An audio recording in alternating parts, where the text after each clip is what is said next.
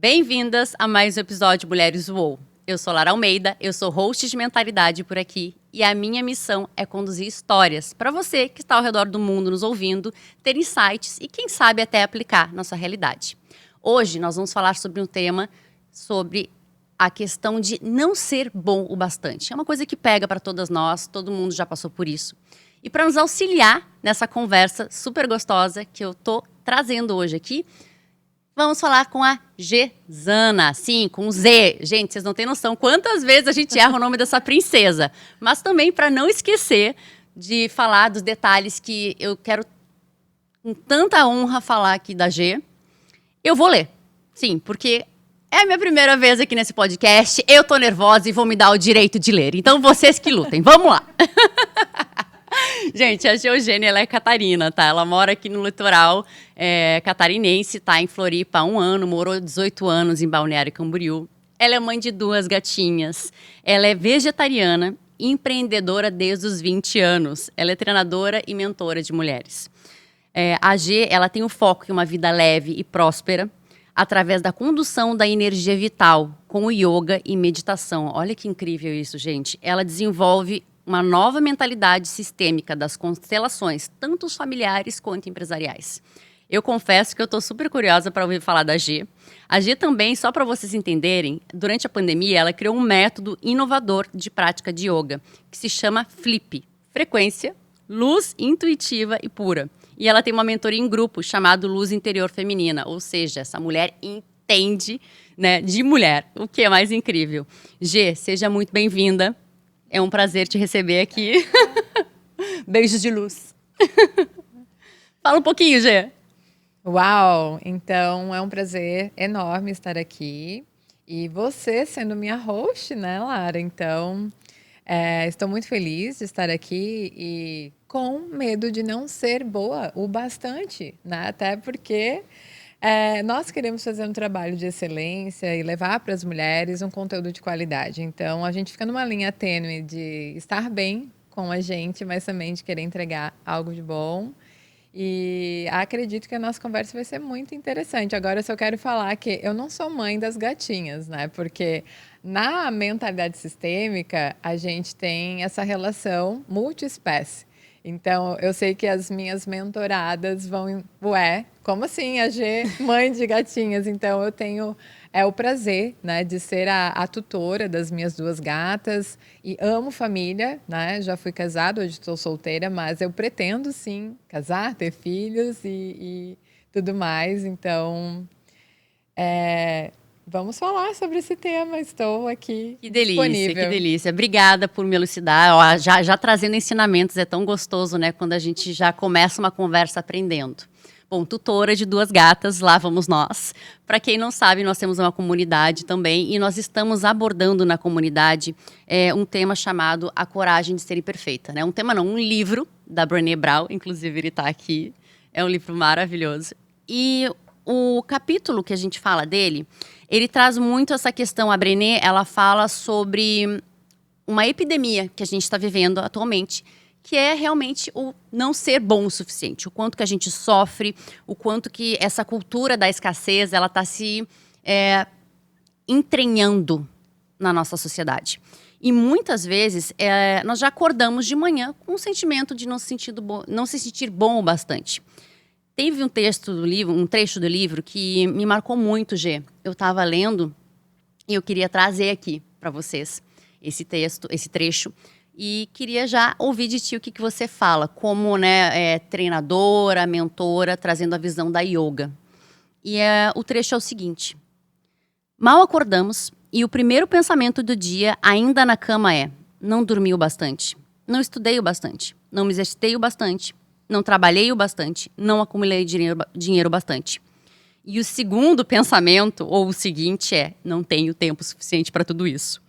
Então, esse pensamento de não ser bom o bastante, ele vem se automatizando. A gente já nem percebe mais, a gente acorda, ele já está no automático ali, no the back of our mind, né? No fundo da nossa mente. E vou abrir um parênteses, desculpa se às vezes eu venho aqui com as mesmas expressões em inglês, mas faz parte, né? Eu sou uma pessoa que mora um pouco cá e mora um pouco lá, não é soberba, mas eu tenho, às vezes, também essa questão de falar inglês. Então, vocês que lutem. Brincadeiras à parte, gente. Gê, me fala, como é que você vê essa questão de não ser bom o bastante e como você correlaciona isso ao yoga? Bom, E ao sistema também, né? ao sistema. Então,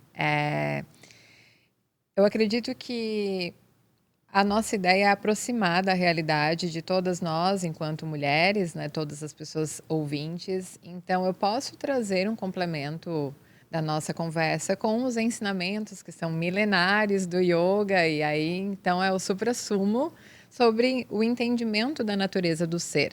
Mas a gente não pode negar que no dia a dia, na realidade, todas nós somos visitadas em algum momento com essa sensação de não ser boa o bastante, seja em algum setor, alguma área específica da vida.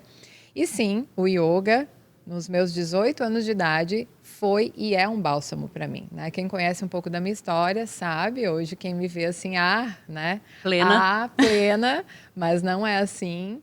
E o yoga, de fato, me trouxe essa conexão com a minha essência e eu fui entendendo essa linha tênue que é não ir para a síndrome de Gabriela, de nasci assim, sou assim, e não buscar se desenvolver. O conhecimento é uma ferramenta de a gente se libertar dessa ignorância de que não somos boa o bastante para algo, né? Então, muitas pessoas, quando assistiram a minha jornada em momentos decisivos e de muito desafio, perguntaram, Gê, da onde essa coragem? É porque eu estico o tapetinho e quando eu tiro todas as camadas de pensamentos, de crenças, do que eu ouvi na infância, do que eu ouço ao meu redor, né? Então, a expectativa de outras pessoas, os medos das outras pessoas que não são meus, o yoga me devolve para mim. Mas, Lara, eu não vivo sozinha. E a Brené, né, ela é aí qual que é o A título? Brené, ela é assim, intitulada como especialista da anatomia do vínculo. Ou seja, né, a base da Brené é estudar a vulnerabilidade. E vulnerabilidade, ela está diretamente ligada à vergonha e o medo.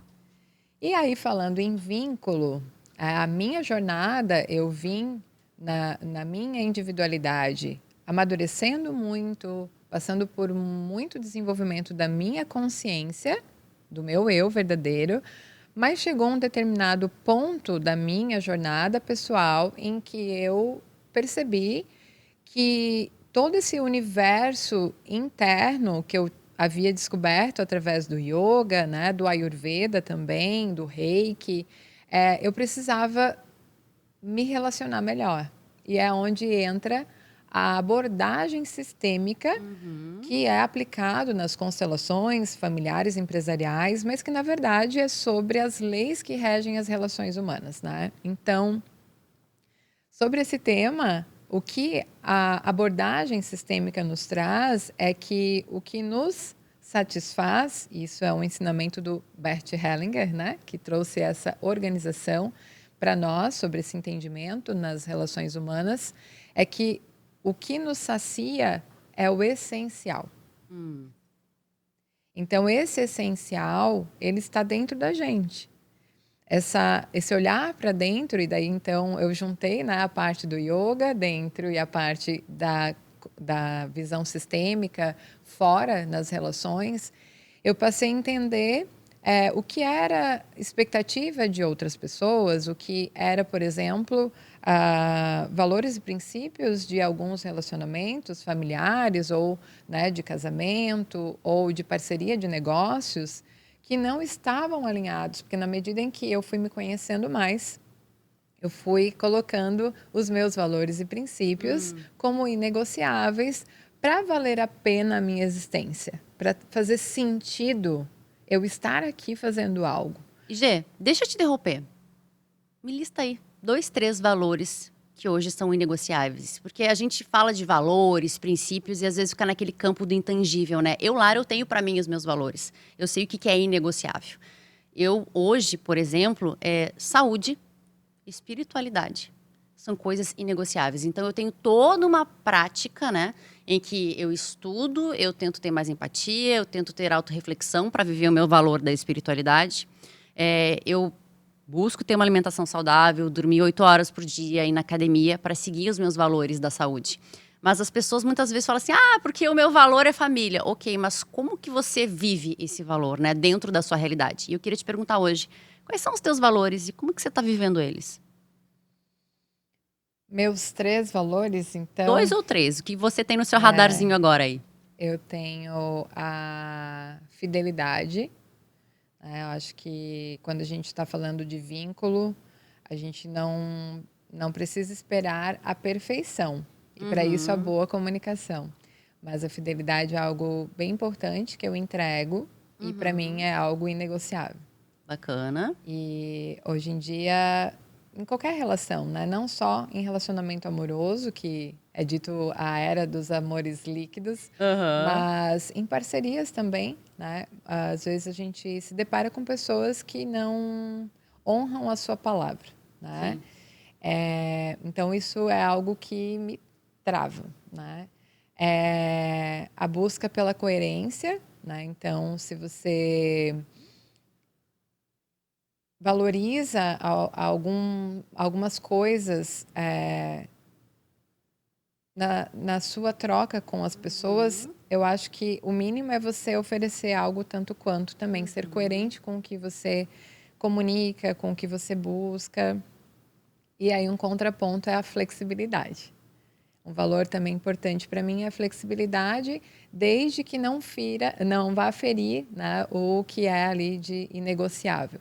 Por quê? Entendendo que somos humanos, que estamos passíveis de erros, então é necessário para relacionamentos crescerem, amadurecerem e se fortalecerem uma certa flexibilidade. Então, eu digo até no meu treinamento para empresas que é necessário ter uma malha maleável e uma margem para você entender até onde é saudável você ficar vulnerável, né? Que é um dos temas que a Brené traz, e do quanto você consegue entender o momento da outra pessoa para existir no encontro entre duas pessoas um espaço de transformação. Uhum.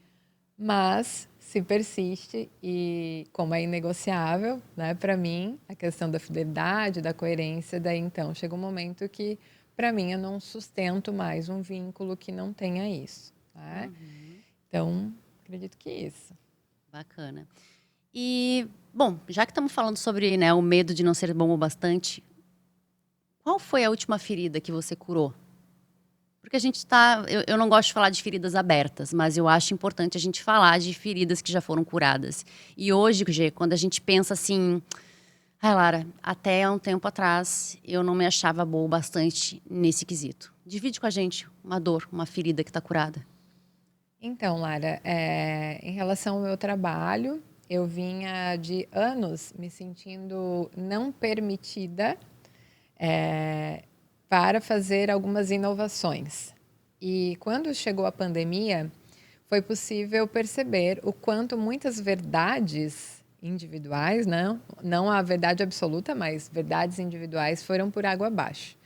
Então, a última ferida que eu curei foi ter gravado o meu método de yoga para disponibilizar para mulheres do mundo inteiro. Hoje eu tenho alunas em Foz do Iguaçu, São Paulo, vários pontos do Brasil, em que elas podem ter todo o benefício de um método seguro e que tenha uma clareza do que elas estão desenvolvendo nelas, porque eu tive a coragem de gravar. Lá atrás, Você tinha medo, é isso? antes da pandemia, eu ouvia de pessoas no meio do próprio yoga que era um absurdo levar um conhecimento milenar para a internet e tudo mais. E foi onde, na pandemia, eu vi essas mesmas pessoas fazendo isso. Uhum. Então, uau, teve uma ruptura ali, Sim. né? Se desfez essa verdade e onde eu passei a me dedicar a construir um método que fazia então e faz mais sentido para mim hoje ensinar para as minhas mentoradas. Apliquei durante 4 anos, então, nas minhas alunas particulares em Balneário Camboriú. Na pandemia foi para o online, então eu tive alunas até fora de Balneário Camboriú, trabalhei mais do que eu imaginava E no momento em que eu estava ali gravando, eu me desapeguei de muito perfeccionismo. Porque o foco foi entregar o meu melhor agora. Sim. Tá? É o que você dá conta, né? O que eu dou conta. Por quê? Porque eu tive, nos últimos anos, um acidente de patinete, que eu fiquei um tempo sem poder praticar. Eu tive 2 vezes o Covid, eu saí de forma, eu não estava com a minha performance de prática pessoal. E, na verdade, eu nem poderia fazer a minha performance mais elevada, porque ali é para iniciantes. Então, eu me deparei o quanto essa sensação de não ser boa o bastante estava me travando de levar algo tão precioso que hoje eu choro, Lara, quando elas me gravam story e me mandam mensagem: Gê, acordei, fiz a prática, que coisa maravilhosa, e fazem conteúdo com a prática do meu método na casa delas. Então, eu vejo assim, uau. Sabe, Gê, que eu acho isso muito interessante, ouvindo você falar. Eu fico pensando assim, que a Brené, ela traz, né, no livro dela, que a gente está estudando na comunidade, a fórmula da escassez. E a fórmula da escassez, ela é constituída por 3 fatores: vergonha, comparação e desmotivação. E são coisas que cada vez mais a gente vê acontecendo, né? Porque até pela questão das redes sociais, da mídia, né? As pessoas, elas passam daquele limiar em que era saudável, a pessoa, ela gosta, ela admira, e ela cai naquele outro lado da comparação tóxica, em que ela paralisa, ela se desmotiva. Então, a Brené, ela traz isso com muita assertividade, quando ela fala que para a gente estar vulnerável, a gente tem que aprender a ser grata pelo que a gente tem. E te ouvindo falar, me vem muito isso em mente. Poxa, eu passei por lesão de patinete, eu passei pelo Covid 2 vezes, eu não estava, né, 100% de acordo com a minha expectativa. No entanto, eu entreguei o melhor que eu podia naquele momento, e isso foi transformador para as mulheres. E isso é algo que eu gostaria muito de dizer para você que está nos ouvindo, que muitas vezes o que a gente dá conta de fazer hoje é a bênção de outra pessoa. Então, não desista, não se compare, não se pare, não se intoxique. Porque a vulnerabilidade, o ser grata pelo que a gente tem e mesmo assim ser capaz de seguir, executar, é o que transforma a nossa vida e de muitas pessoas ao nosso redor, né? E quantas vezes a gente deixa de, com o nosso mínimo, auxiliar alguém e aquilo ser o máximo para ela, né? Me veio muito em mente você falando e pensando, puxa vida, imagina se você tivesse ficado presa, né, na sua crença de não ser boa o bastante. O quanto que você deixaria de ajudar tantas mulheres e quanto você aí de casa hoje está se tolindo, está se bloqueando, está vivendo uma mentalidade de escassez, de que não, eu preciso de mais um curso, eu preciso de mais tempo, eu preciso de mais prática, quando na verdade é botar, né, o jogo para corpo, como diz também a Brené, ir para a arena e ralar, suar. Porque, no fim das contas, a gente aprende a admirar quem está na arena. Né? Lara, eu não aceito crítica de quem não está construindo algo. Se você não está construindo, não vem me criticar. Agora, se você está na arena ali comigo, suando e às vezes ralando o joelho, bora junto, me ajuda, que eu te ajudo. E, Gê, outra questão que eu queria trazer aqui para a gente poder elucidar sobre o medo, né? De não ser boa o bastante. Se você pudesse falar hoje para as pessoas que estão te ouvindo, o que você falaria sobre o medo de não ser boa o bastante? Tirando o método Flip, tirando a mentoria, falando assim, Gê mulher. Um pouco difícil de extrair isso, né? Porque eu comecei esse caminho muito jovem, com 18 anos de idade. Como antes eu estava ali trazendo, a gente foi para um outro assunto, mas existe esse equilíbrio de a gente buscar um conhecimento que, de fato, vai remover esses medos, né? Porque a gente tem a questão dos traumas na infância. Então, imagina que você pode ter tido uma mãe que ficou falando o tempo todo, você vai ser igual ao seu pai, não vai dar em nada na vida. Então, aquilo ficou As como crenças, uma né? ferida emocional nessa mulher. E aí ela cresce pensando em toda vez que ela desliza em algum erro, e errar é humano, nós estamos nessa escola da vida aqui para evoluir, né? É bom lembrar isso. Ela vai pensar, minha mãe estava certa, eu não vou dar em nada igual meu pai. Então, acredito que tem muito do que foi dito na infância e são as feridas que é necessário buscar a cura. Uhum. E como que você sugere buscar cura? E aí, então, para mim, foi o yoga e a constelação, né? Mas talvez as mulheres possam buscar outros caminhos. Para mim, o yoga faz muito sentido, porque ele é uma filosofia milenar, mas que tem uma parte prática, em que nesse mundo de rede social, você tem um momento em que você volta a tua energia vital para você. E você direciona o foco em te auto-observar. E isso, além de te auto-acolher, né? Nem sei se existe essa palavra, mas Se não de tiver, a você... gente está inventando agora. Tá tudo certo. eu gosto de inovar, né? É isso aí, Então, inovadora. de você se acolher, mas ao mesmo tempo você está evoluindo com a prática, tá? Expandindo a sua consciência.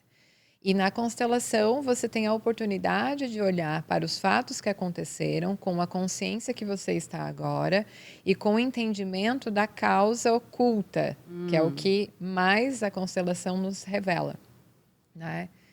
E eu perdi minha linha de raciocínio antes, que eu estava explicando Você sobre... estava falando primeiro do tapetinho, quando você se volta para dentro. Depois Não, você mas trouxe assim, a para visão questão sistêmica. interna. A questão interna, né, Lara?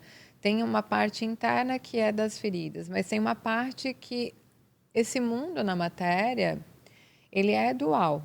Então, nós não podemos também ignorar o dia a dia de que nós temos como mulheres, né, a nossa jornada de cuidar das nossas coisas na vida pessoal, do autocuidado, da nossa rotina, né?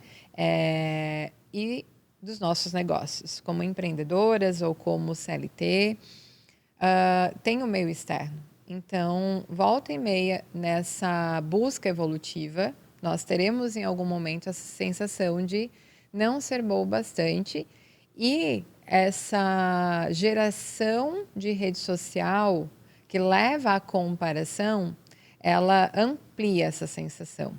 Então, a prática do yoga, ela vem como esse convite de você aterrar, de você vir para o seu centro, de entender que a comparação te leva para uma realidade de outra pessoa, que não é a sua. Não é a sua essência, os seus valores, né? Não é a sua jornada de missão de alma aqui, né? Sim. E também tem a parte que, então, a filosofia milenar do yoga faz com que a gente lembre que nós estamos aqui para pelo menos 4 objetivos básicos, Ó, já quero saber. né? Fiquei Que são curiosa. os Purusharthas, as escrituras antigas, onde todo o conhecimento do yoga está contido lá. Os 4 objetivos para a gente não se perder nesse mundo que está o tempo todo distraindo a gente é Artha, que é a segurança. Então, nós precisamos, sim, entregar o nosso essencial, porque nós temos essa parte da segurança que é necessário a gente conquistar e cultivar. Kama, que não é o Kama Sutra, que só veio essa parte do Tantra, né? Basicamente, ou nem sempre colocado da forma adequada, mas Kama é o prazer. Então, uma das coisas que nós podemos fazer para celebrar o divino é desfrutar da criação do divino, né? Então, ter o prazer, a experiência sensorial dos nossos 5 sentidos, né? E aí, então, para não ficar só na segurança e no prazer, que é a parte inferior do nosso ser, nessa abordagem do yoga, nós precisamos elevar a nossa consciência para o nosso eu superior, que então é o Dharma, é a gente tornar a nossa vida virtuosa. É onde nós vamos nos auto-perceber e conduzir as nossas atitudes, e talvez esse vazio de nunca ser bom o bastante vai sumindo. Porque quando você tem como base as virtudes, as leis que protegem a vida, as suas atitudes elas vão te levando para um preenchimento, né? E aí, então, por último, que é moksha, que é você libertar a sua alma estando aqui nessa vida.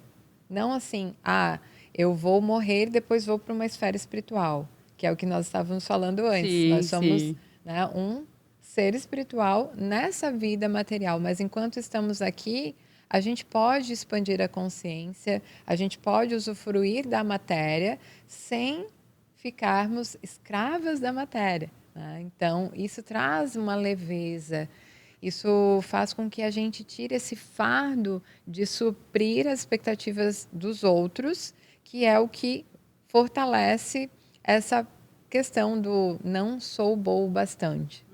E ir para eu conheço a minha essência, eu tenho os meus valores, eu sei para onde estou indo e por que estou indo para lá.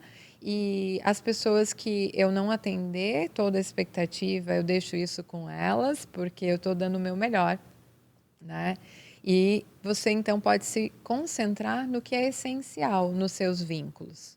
Isso eu acho que leva os vínculos para uma maturidade diferente, nos preenche e a gente não entra naquela síndrome da Gabriela também de sou assim e você sempre assim, porque estamos evoluindo, né? Você sabe que eu sempre digo que a vulnerabilidade, ela gera pontes de relacionamentos, né? E isso é uma coisa que eu observo. Quanto a pessoa tem mais certeza, quando ela se busca autoconhecimento, seja na yoga, no sistema, na terapia, né? Ou qualquer outra prática que gere uma autoconsciência, ela vai se tornando mais empática. E vai entendendo que muitas vezes você está num relacionamento em que o problema não está com você, está com outra pessoa. Então você não toma aquilo como insulto, você não se sente inferior ou não se sente também ofendida. Porque é muito comum hoje a gente ver os dois extremos, né? Ou a pessoa ela fica extremamente ofendida com algo que acontece com ela, ou ela se sente inferiorizada. A gente fica numa gangorra, né, de altos e baixos. O século XXI, ele vem nos trazendo muitas informações, só que, ao mesmo tempo, a gente não sabe lidar com tanta informação, com tantas formas de se relacionar. Como você falou antes do Bauman, né? Os relacionamentos líquidos. As pessoas encaram hoje as coisas tudo de forma muito descartáveis, quando, na verdade, não, né? A gente tem que ter o cuidado, a gente tem que entender que, muitas vezes, o básico bem feito, né? A autoconsciência, o autoamor, a compreensão com o próximo é o que vai te trazer mais coragem e ser imperfeito.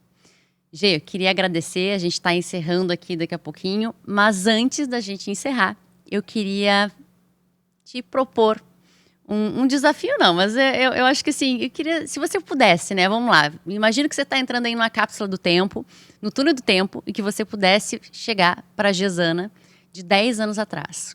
Qual mensagem ou conselho você daria para ela? Siga a sua intuição, todo desafio vai desabrochar o seu melhor e lá na frente eu terei muito orgulho de quem você é.